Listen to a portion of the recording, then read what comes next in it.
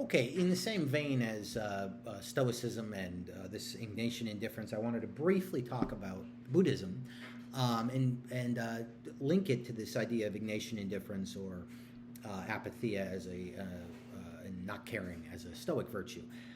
Buddhism is very difficult. It's such an umbrella term to cover a host of different scriptures, a host of different traditions.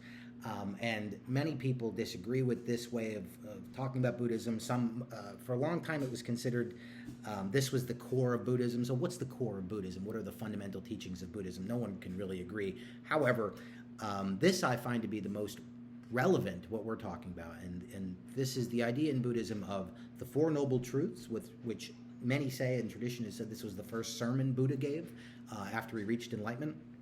And what are sometimes called, so the Four Noble Truths and the three universal characteristics of existence. Okay, so the idea of Buddhism, I don't know if you're familiar, if you've taken it in a religion class, was that Siddhartha Gautama Buddha was born in, I don't know, about 2,500 years ago, I think, something like that, in modern, near what we would call modern-day Nepal.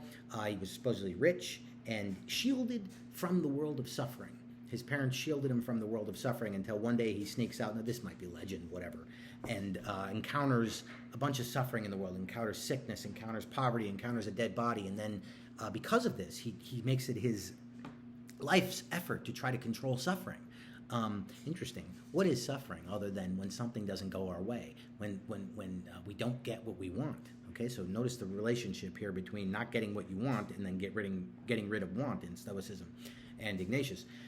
Anyway, so Buddha then sits under the tree, the Bodhi tree, until he reaches enlightenment. He's tried all different methods to reach enlightenment. Then finally he sits down and, by the way, all different methods. He starved himself. He did all these different ascetic practices and still didn't work. So then he sits under the Bodhi tree, and then it comes to him this realization that of the Four Noble Truths, and we could summarize them as very simply, all suffering in life is caused by want or care or desire. Now, the Four Noble Truths, very simply, life is suffering. The first noble truth, life is suffering.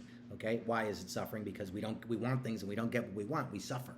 Okay, the second noble truth is the cause of suffering is desire, or is coveting, or is want, is want, is care. We could say the cause of suffering is care. So life is suffering. The cause of suffering is care.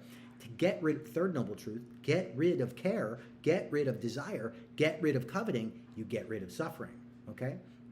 First noble truth, life is suffering. Cause of suffering, the cessation of suffering, that is the end of suffering, is to get rid of want and care for the path to the cessation of suffering, which is called the Eightfold Path. Okay? But notice there this idea of care and over-concern or coveting even, which is in the Hebrew Bible as well, in the 9th and 10th commandment, or 10th, however you break them up. This idea of over-desiring things as the cause of all of our problems in life. Okay, so Buddhism there is this idea that suffering is caused by desire or want or care, very similar to the idea of Ignatian indifference or Stoic apatheia.